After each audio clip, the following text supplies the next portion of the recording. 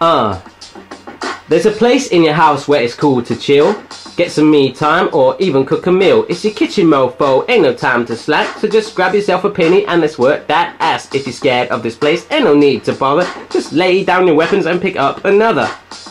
Hi guys, how's it going? Welcome to my Virgin Kitchen. Today we're doing a recipe that looks almost as gorgeous as you do, my friend. Oh yeah, I'm just joking, you look nice, but this pudding is going to look better. It's going to be a black forest baked ricotta pudding, and all the ingredients you need if you want to do this are right here if you hit pause on the video. And write them down. Sorry about the noise there. This is like generally the ingredients we've got here. We've got some ramekin dishes. They're going to be what the cheese gets baked in. We've got some eggs. We've got some cherry brandy, which I will try for your viewing pleasure in a bit. Some tubs of ricotta cheese, which is nice. Some pitted black cherries, okay? Pitted black cherries, all good. That's going to be for our sauce. I've also taken one of those cherries out already. I don't know if you can see that on my finger. You see that? A little bit of cherry. And sliced it up finely. I got some cherry chocolate. You don't need that if you could use normal chocolate if you want, just to give it a little bit of a funky snazzle. Is that a word? I don't know. I've just grated some chocolate there. Got some icing sugar. Got some other stuff. But first of all, we need to get the eggs, the icing sugar, the ricotta in a bowl, and you're going to do that with me right now. We're going to start this recipe, and I'm really excited. Let's go. Alright, you crazy virgin lovers, here we go. We have got some ricotta cheese here. 2 tubs of 250 grams equals, simple maths, boom, 500 grams. There's 1 tub, and then any tub wants to go in there with it, or you can just get one massive 500 gram tub. That'd be good. So let's get the other one in there, like so. Oh yeah. Now, move on to the eggs. Okay, yeah, so the eggs, if you've got your own chicken in your garden, a bonus, but these ones are some nice, fresh, big, large farm ones, so crack into it. It's the egg and the white, no shell, boom, shell goes in my handy little ricotta tub. You like that, huh? So get your other egg in there as well, please. Cheers then. Ah, that didn't work. Okay, so my other egg's in there, and this, my friends, is icing sugar. I haven't even sifted it. I'm just gonna dump it like this, ready? You're dumped. Wow, I was told that quite a lot when I was younger by previous girlfriends. You're dumped. Sorry about that, I had to just stop the camera. I was getting a little emotional when there's a little bit of an iceberg forming there. I don't know if you can see it, but the icing sugar sort of clinged onto the ricotta, like a Titanic scene going on right now. Okay, here I've got my grated chocolate, around about a tablespoon of that there, and 1 cherry, finely sliced, finely sliced. Okay, so let's just push that in, like so, in there we go. And then we get to mix it all together. Look at that, see that? That's cool. Right, virgins, I want you to take a closer look at this. I want you to get right in there. Oh my goodness, that chocolate, the cherry, the ricotta, the egg, so good. So get yourself a fork or a big wooden spoon and hack it all together. It's quite hard to do one-handed, but you get the idea. Mix it all together so the egg and the ricotta and the icing sugar and the cherries and chocolate are all one team. One team. There's no I in team. But there is an I in ricotta.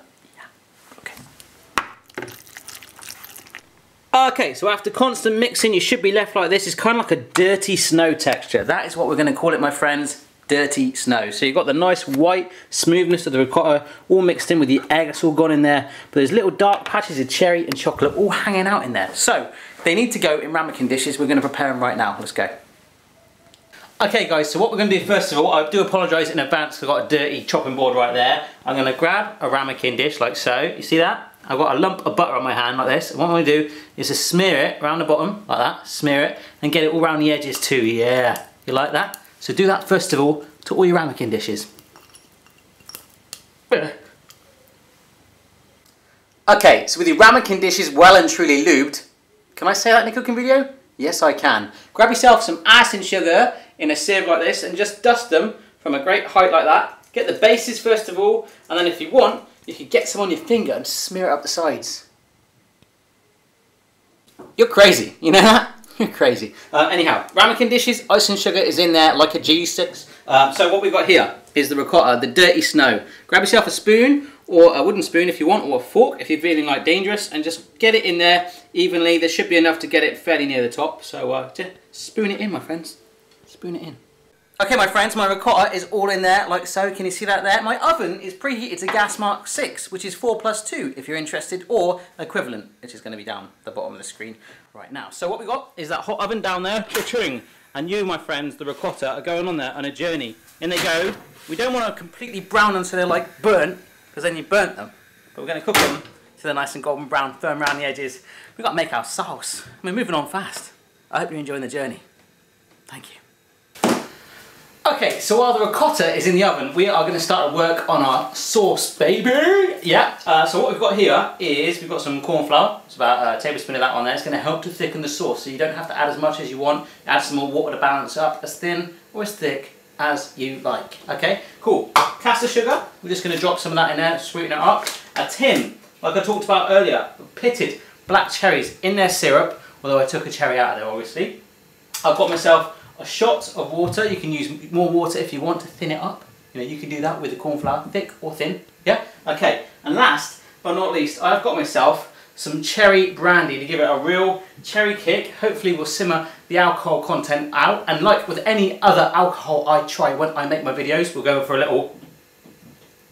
Oh, did you hear that? That was good. Let's try it.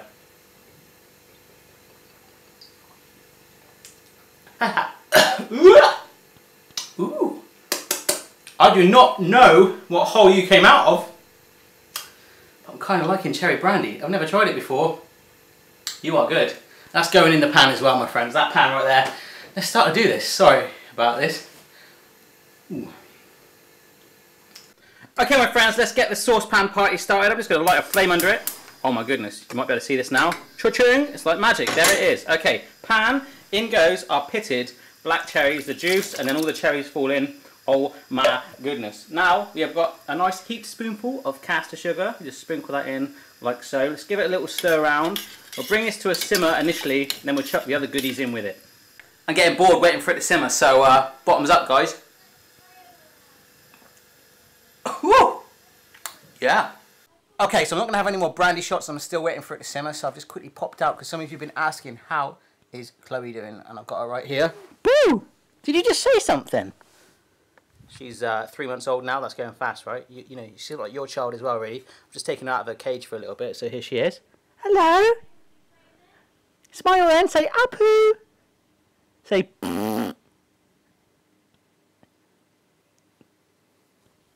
Big thing. She's like a big slug, isn't she? Look at the size of her. Yeah, that's it really. That's Chloe, and let's carry on.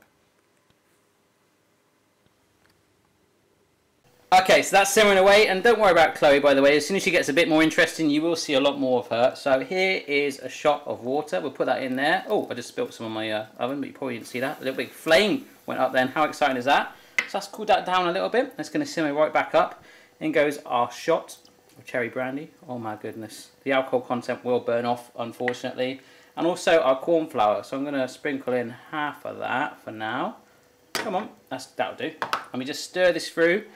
As I say, that corn flour will help to thicken it up, and obviously these cherries are all softening now. It's all good. So just stir it through. Don't want to keep heating it now that the cherries have done their thing, and we just want to get that corn flour all through there, and then we can pretty much pour it right on our ramekins. It's all good.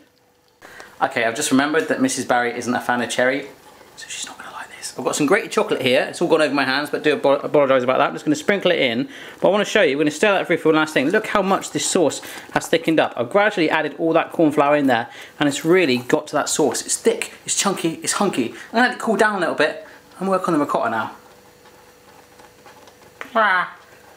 Howdy, partner. I just took them out of the oven. You want to see what they're like? They're actually risen. I didn't think they would do that. Yeah, let's see them. Check that out. Amazing. All nice and golden brown around the edges, spongy on the top, but still cooked through. So what I'm going to do now is let them cool down and then flip them out onto plates. Put the sauce on, a bit of ice and sugar, and in the belly. Yeah.